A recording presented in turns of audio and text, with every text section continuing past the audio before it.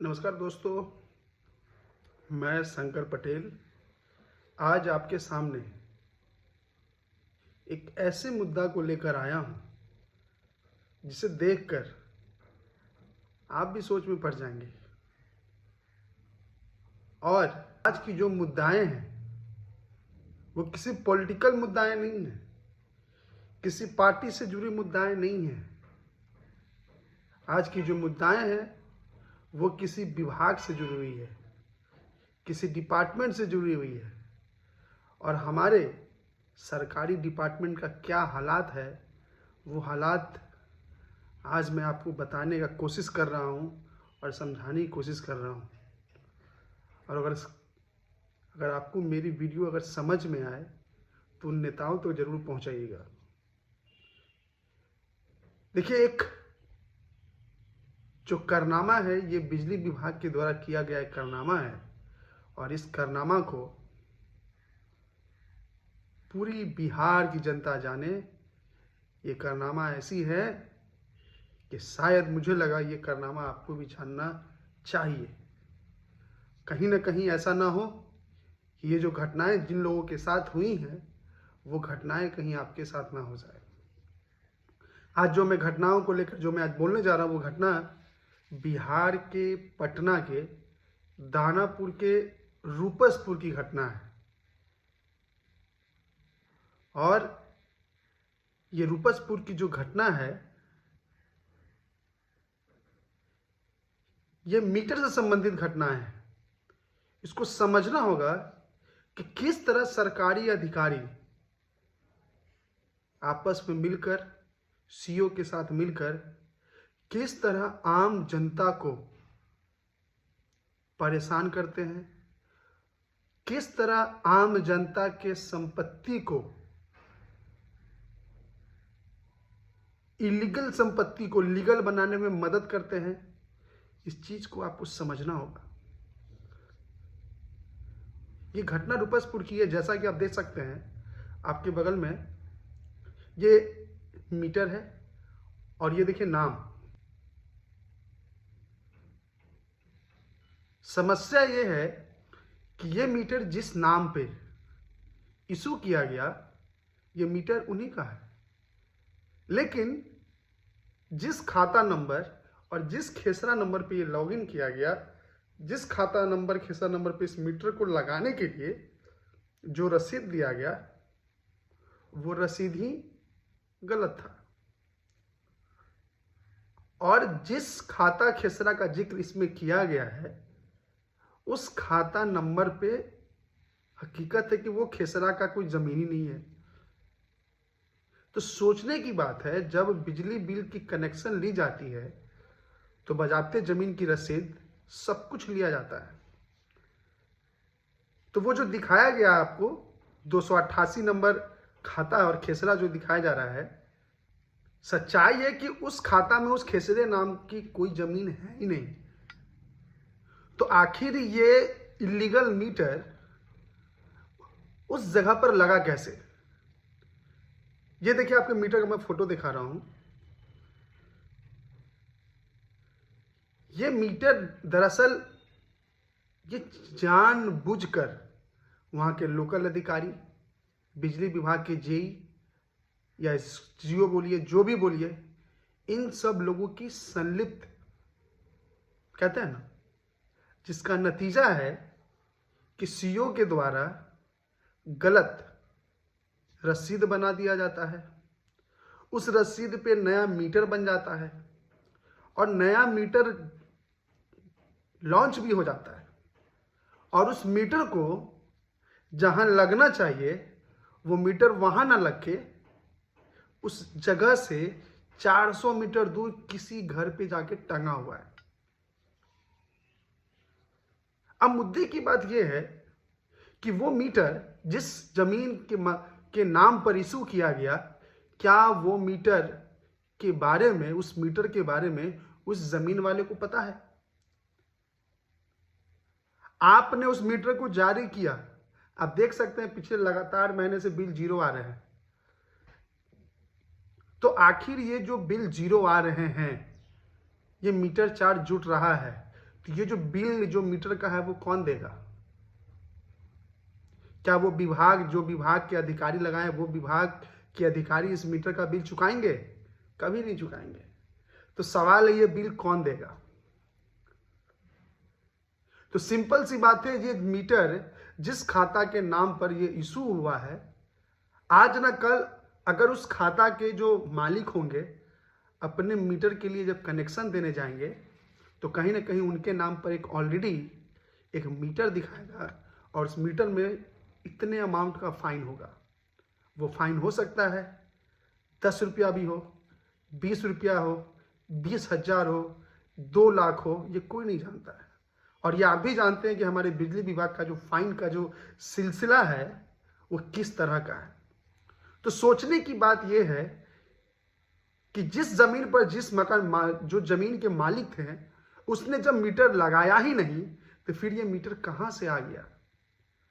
और जब ये मीटर लगाया गया तो बिजली विभाग के अधिकारी ने छानबीन क्यों नहीं किया? ऐसे एक मुद्दे नहीं है, हमारे पास ऐसे बहुत मुद्दे आए हैं जो सोचनीय है। सरकार बैठ के क्या कर रही है? इस तरह की इल्लीगल कमाई कौन करा रहा है? किसके कहने पर यह हो रही है? तो कहीं ना कहीं ये सोचने की बात है कि जिस तरह से रुपसपुर में एक घटना देखने को मिला है तो कहीं पूरे बिहार में तो इस तरह की घटनाएं नहीं चल रही हैं। कहीं आपके साथ भी तो नहीं हो रहा है? जहां आपका जमीन है उस जमीन पर बिजली विभाग ने इल्लीगल रूप से मीटर लगा दिए हों। वो मीटर आपके नाम पर इशू है, हो सकते हैं कहीं और लगे हों। ये कोई बड़ी बात नहीं है, इसे आप देखिएगा। और मुद्दे की बात यह है, ये करने के पीछे उद्देश्य क्या है? तो ये करने के पीछे का उद्देश्य बस ये एक है कि जिस जमीन पर अगर कोई व्यक्ति इलीगल रूप से उसको कब्जा करने की कोशिश कर रहा है तो उसके नाम पर बिजली विभाग, सीईओ, इन लोग आपस में मिलकर एक सबसे प्राथमिक पहला काम करते हैं, उस पर मीटर लगा देते हैं। और एक पहला काम करते हैं ये दिखाने के लिए कि ये देखिए सर, मेरे पास पहला प्रूफ है कि हमारे नाम पर यहां पर बिजली कनेक्शन कटता हो।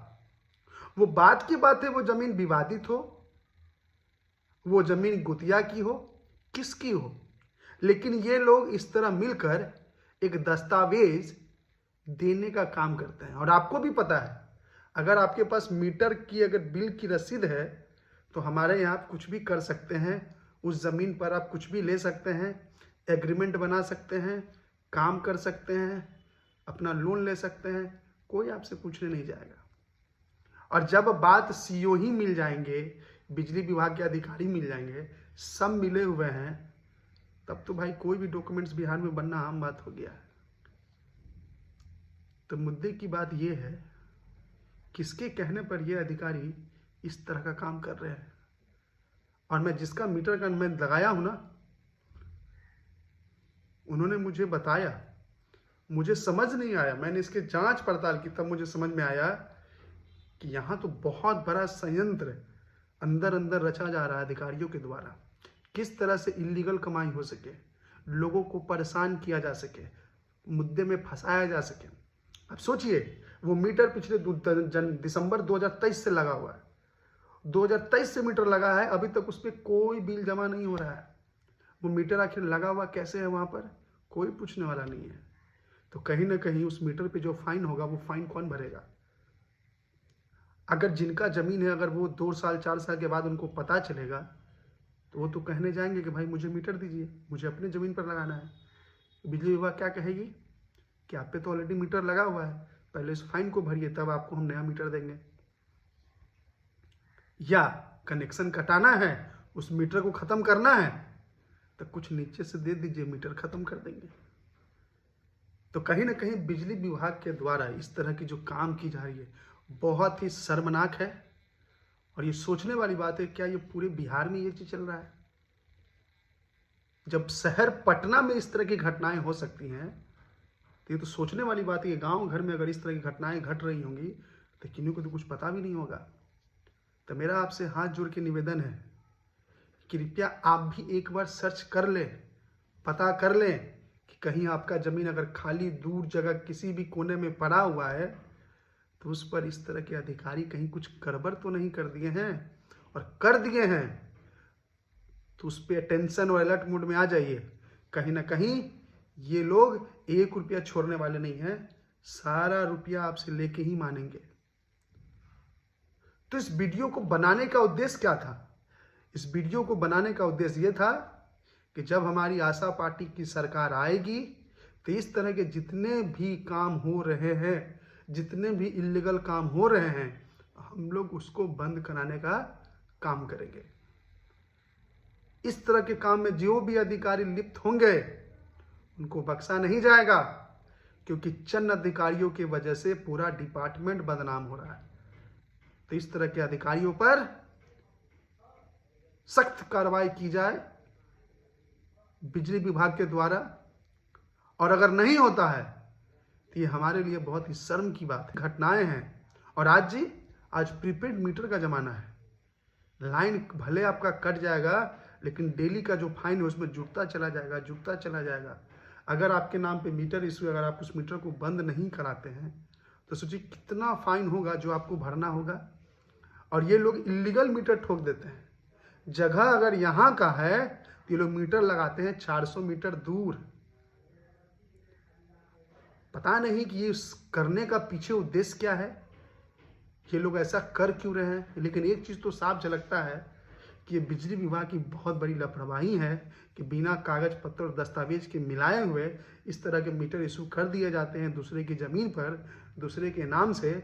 और इसके पीछे क्या उद्देश्य है ये तो जो विभाग के जो अधिकारी किए हैं वही बताएंगे। और इसी मुद्दे को लेकर मैं आज बोलने आया था। जैसा आप लोग भी गौर कीजिएगा और सोचिएगा कहीं ये चीज़ आपके साथ तो नहीं हो रहा है। मैं इन्हीं चंद शब्दों के साथ अपनी वाणी को विराम देता हूँ। बहुत बहुत धन्यवाद।